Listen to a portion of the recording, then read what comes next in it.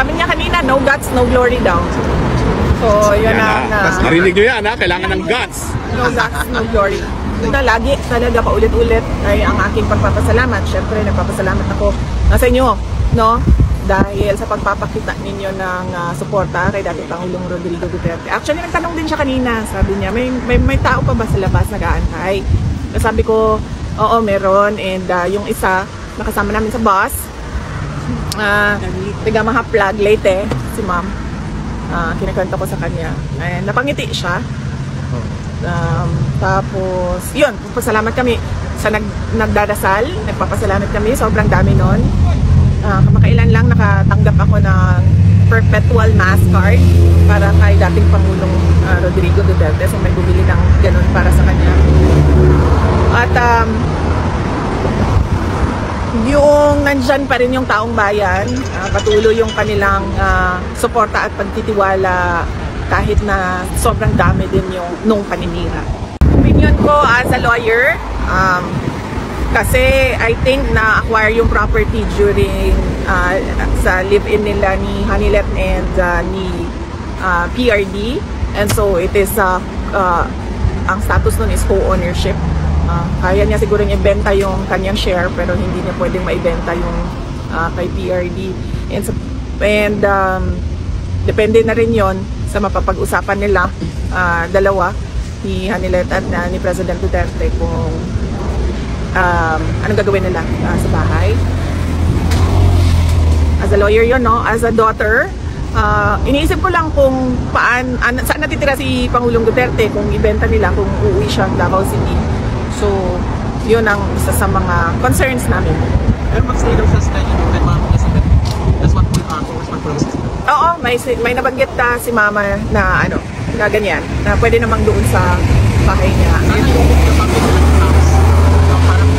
Well, sana. Depende yun sa mapag-usapan ni Hanilet at ni President Duterte kasi silang dalawa naman yung may-ari ng bahay. Ma'am Showbiz, since tatanggapin siya ni Ma'am Elizabeth, is there reconciliation in the office? Walang reconciliation. Walang reconciliation. Ano lang, sabi ni Mama, okay naman daw na bumisita yung mga girlfriends. Walang problema sa...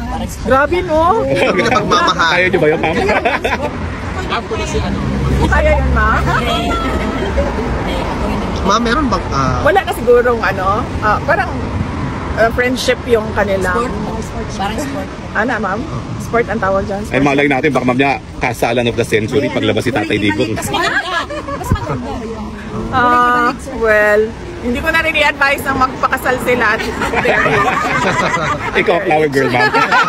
Hindi ko na yun. Anyone else? I-advise yun. Yes. Yung mga lumabas ba sa balita na meron na raw silang copy ng mga bank accounts nyo? Are you going to file legal action against those na kumuha ng mga bank statements nyo illegally? Hindi na. Wala man ako pinakailan ng kaso. Lahat ng mga libelous na lumabas, wala akong pinakailan ng kaso. Lahat ng harassment na pinapasa Diyos ko na yan kasi sa tingin ko naman mas matindi ang galit ng Diyos kapag dumating na. Sa bank accounts, inaantay ko na magkaroon ng trial wherein doon ko sasagutin yung mga question about sa bank accounts. Dahil sa ngayon naman, yun nga, illegal yung pagkuha nila ng information with regard to bank accounts and wala akong obligasyon na sumagot sa kanila. Pero kung hindi matuloy yung impeachment, I will endeavor na umupo para sagutin yung mga allegations nila sa impeachment through the public. Well, siguro marami sa ating mga kababayan ang naiintindihan kung ano yung ginagawa laban sa akin at sa aming pamilya. It's pure political persecution at harassment. Dapat bang ibasura? Tingnan ng mga senator judges yung mga arguments namin dahil marami kaming mga solid legal arguments kung bakit dapat i-dismiss itong impeachment complaint na ito. Yung minsan po, in-advise nyo si Kung Pulong to seek the speakership. Ano ang status na? Hindi ko alam sa kanya.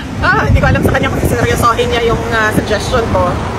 But wala pa kasi akong balita kung anong mga gagawin niya. Wala kayong balita kung sinong incoming speaker, incoming Senate President? Wala akong balita with the Senate and the House of Representatives sa ngayon.